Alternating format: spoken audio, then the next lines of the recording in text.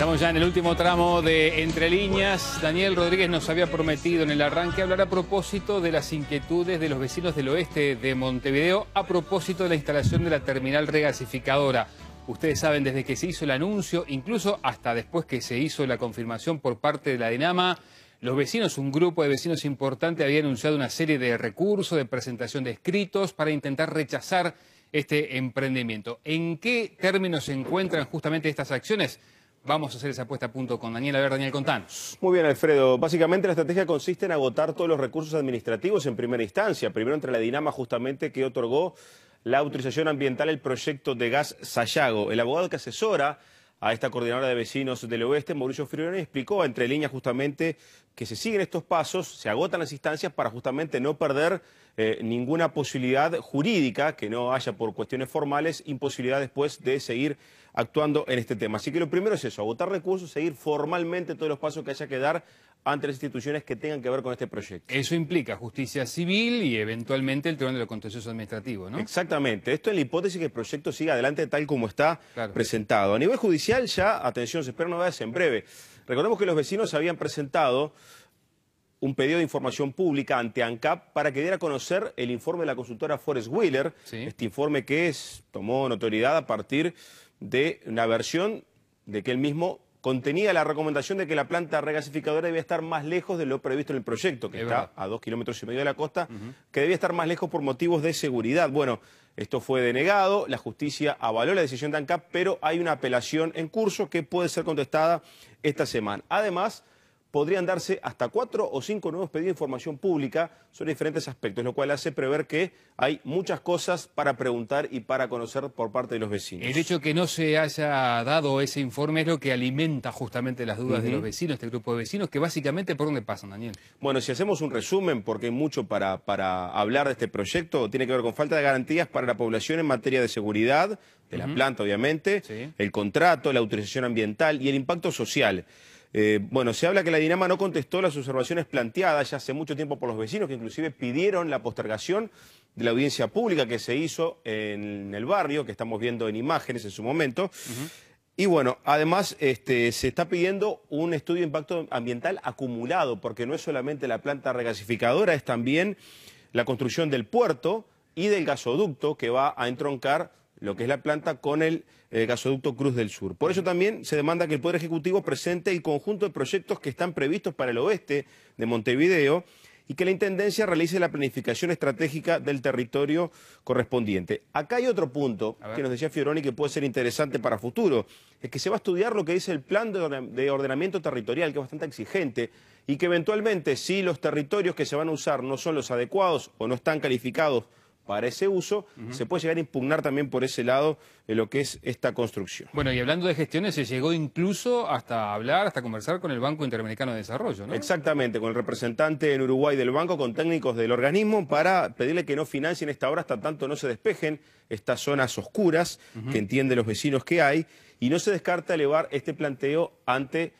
organismos más altos todavía del propio Banco Interamericano de Desarrollo. De todas maneras, Daniel, más allá de la autorización que brindó ya la DINAMA, hay aspectos que la empresa tiene que cumplir sí o sí para que el emprendimiento se ponga a andar, ¿no? Exactamente. El informe de la DINAMA habla concretamente que no hay impactos ambientales inadmisibles, pero que se identifican otros para los cuales hay que tomar medidas de mitigación, compensación o prevención. Bien, ¿de qué se habla en resumidas cuentas? ¿Qué es lo que está pidiendo la DINAMA antes de comenzar a poner en marcha esta obra? Bueno, que hay varios planes que la empresa tiene que presentar, exigencias que hay que cumplir, que tienen que ver con, bueno, las restricciones por dónde va a circular el transporte pesado, que va a llevar material para todas las obras, dónde se va a depositar el material extraído del dragado, y un plan de gestión social. Esto incluye todo lo que tiene que ver con que el obrador sea abastecido con mano de obra local, que el trabajo que se vaya a generar, que obviamente que va a ser Safral, bueno, se pueda generar justamente para los vecinos de esa zona en su máxima expresión,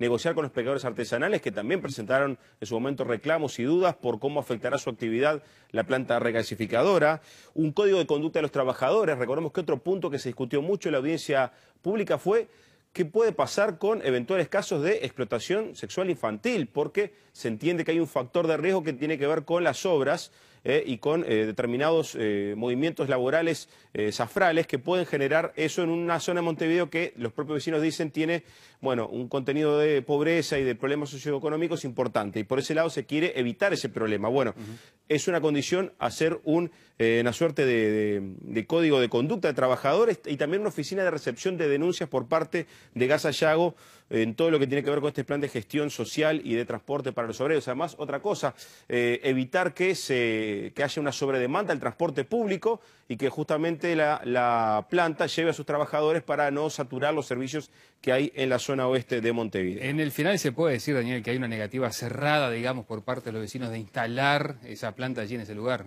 A ver, quienes estuvimos en la audiencia pública nos quedó la sensación de que sí. Después hablando con algunas de las personas que han tenido más actividad, inclusive con el propio Fioroni, bueno, lo primero que queda son dudas a despejar, entiende que las respuestas no están contestadas y que lo que se quiere tener es garantías en primera instancia. No es que se diga que no, pero primero vamos a responder todo lo que planteamos, dicen los vecinos, y a que nos den mayores garantías, sobre todo en temas específicos como seguridad ante un eventual accidente de la planta. Está ubicada a 2,5 kilómetros de la costa, pero dicen, la zona de maniobra de los barcos puede quedar hasta 900 metros de la costa, es muy cercano en caso de un accidente. El otro tema es el ambiental, afectación, bueno, justamente de la actividad pesquera, también afectación visual de la zona, afectación del agua, todo cosas que entienden que no hay una respuesta adecuada a este momento. Y por ese lado, bueno, se quiere tener las definiciones, certezas, sentir ellos que sus respuestas son respondidas, a efectos después, bueno, seguramente tomar otro tipo de posición. No dar nada por sentado, ni que se va a hacer así como está, pero que tampoco entienden que si no hay una respuesta adecuada, de repente no se pueda estar hablando de un proyecto con modificaciones y que pueda ser viable en esa zona. Pero bueno, es un tema que va a demandar mucho tiempo seguramente. Bueno, como mucho tiempo le está demandando al Poder Ejecutivo, al Gobierno, definir qué hacer con Pluna. Todavía no se conoce el plan B. Desde el pasado jueves, cuando se conoció la noticia de la inconstitucionalidad de los artículos principales de la ley que liquidó Pluna, el gobierno no ha dado todavía señales de por qué camino se seguirá. Y se sigue discutiendo a nivel jurídico, sobre todo, qué caminos tiene que emprender ahora la jueza de concurso para terminar de liquidar los activos que ahora vuelven a un concurso incorporando a los aviones. Pero para hablar justamente de estos aspectos, vamos a conversar con quien presentó primero aquel escrito de inconstitucionalidad de esa ley que liquidó Pluna en representación de uno de los acreedores que en aquel momento tenía la aerolínea. Es con muchísimo gusto que recibimos aquí en nuestros estudios al doctor Pablo Correa. Doctor, ¿cómo le va? Buenas noches, gracias por acompañarnos. Por favor, gracias a ustedes. Abogado de Raúl Rodríguez, quien fuera exdirector de marketing y exgerente de Pluna en España. Doctor, bueno, ¿cómo se hace para hacer un desprendimiento rápido, un desprendimiento eficaz de los bienes que conforman la masa concursal de Pluna? Hay todo un mito de que la justicia ha de ser lenta. Sí. La legislación ha evolucionado, no solo en materia laboral, también lo hizo en derecho concursal. O sea, los juicios laborales que antes demoraban horrores y el obrero tenía que esperar las 3 instancias para cobrar, hoy se han acotado a un promedio de 6 a 1 año como máximo. Bueno, los concursos, yo siempre pongo el ejemplo de Honda, que fue un concurso larguísimo. Mire, yo me acuerdo que intervine en las primeras juntas por allá por el 82, 83 y demoró como 15 años hasta que se liquidaron los activos. La realidad hizo cambiar la legislación. Entonces, hoy la nueva ley concursal permite que los bienes de fácil degradación o que su valor se ve perjudicado o que sean de costosísimo mantenimiento, se puedan ejecutar rápidamente. O sea que... ¿Por qué vía? Puede ser remate y también puede ser por vía de acuerdos. A mí me ha sucedido en otros concursos de que determinado acreedor hace una propuesta o aparece un comprador y si supera las expectativas y le parece bien al síndico, le parece bien a la junta de acreedores y le parece bien a la juez, se liquidan inmediatamente. En este caso, la sindicatura que tomará a cargo el mantenimiento de los aviones dice tener dinero aproximadamente para 10 meses. Mucho antes de mucho eso. Antes de resolver. Sí. Pero además, ahora va a ser más fácil de que aparezcan compradores. Por aquello del título sucio. O sea, quien compraba esto era como quien compra un bien con una inscripción de litis o con un embargo o con una acción simulatoria. Acá había varias acciones de inconstitucionalidad por vía de excepción, que yo recuerdo son 5 o 6. Entonces, ¿quién va a asumir el riesgo de comprar un bien y después no poder correr la aventura de que mañana un embargante diga, no, pero esta ley a mí no me es oponible, porque es inconstitucional? Desde su visión, ¿está el escenario dado como para lograr un entendimiento eventualmente o sería mejor ir rápidamente a un procedimiento de subasta? Mire, uno siente pena por el proyecto de Alasú, ¿no? Pues, concretamente. Pena por un lado y tranquilidad por otro, porque yo todavía no logro comprender cómo se llega a la lógica de justicia de decir que 250 empleados de una empresa, no los casi 1000 que había, se quedan con el patrimonio de 3 millones de uruguayos en condiciones súper ventajosas. Para usted no cabe acá el interés general. No, ¿cómo va a caber el interés general? O se apuntó porque fueron los argumentos que se manejó para justamente redactar la ley. No, pero interés general sería, por ejemplo, que el Estado asuma nuevamente una aerolínea estatal.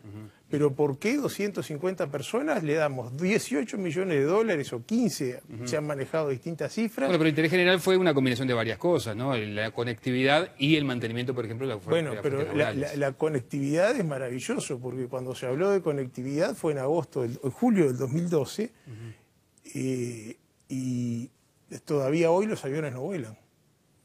Y aparentemente estarían volando en la temporada del 2015. Entonces, la conectividad mejoró. Hoy hay más vuelos y más pasajeros que en el 2012 y que en el 2011.